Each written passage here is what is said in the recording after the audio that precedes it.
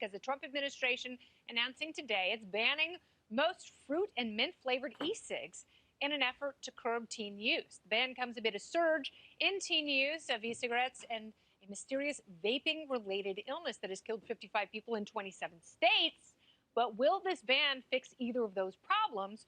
Joining me tonight, Reason Foundation policy analyst and Young Voices tobacco policy contributor, Jacob Rich is here. Welcome, Jacob. Pleasure to be here, Kennedy. Thanks for having me. So first, let's talk about this because no one wants teens vaping. I've got a high school freshman at home, and we talk about this all the time, and she knows that I will go through her stuff and take her makeup if I ever found any vaping-related products or evidence. And hi, if you're watching, dear, I love you. But you're right, that's where it should be. I should not be relying on the federal government to curb my daughter's behavior. I should not hope that the federal government puts a ban on Snapchat anytime soon. And it's not just teens who are using these flavored e-cigarettes, is it? No, it's definitely not. There's plenty of adults who are using them. And in fact, flavors happen to be a very important factor when the adults are making their decisions, whether they're going to switch from combustible, dangerous, carcinogenic cigarettes to vaping.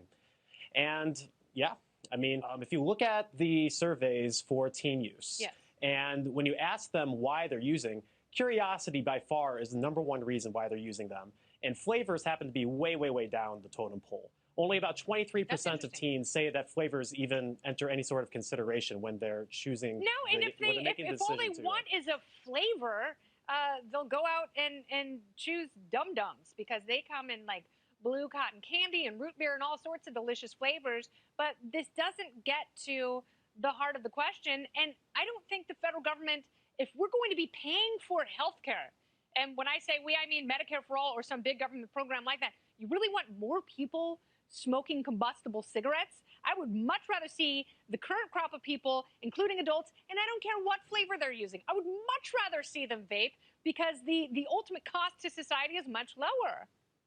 Obviously. And because of vaping, smoking rates among all age groups, adults, children, and everyone, happen to be at the lowest rate of all time.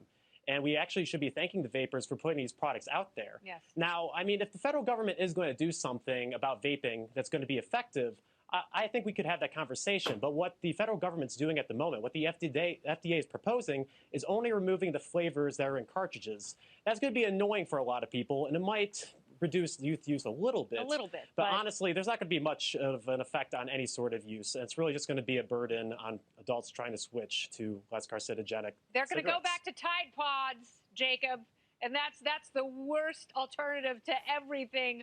Jacob Rich, thank you so much. Oh, it's a pleasure. Thank you, Ken.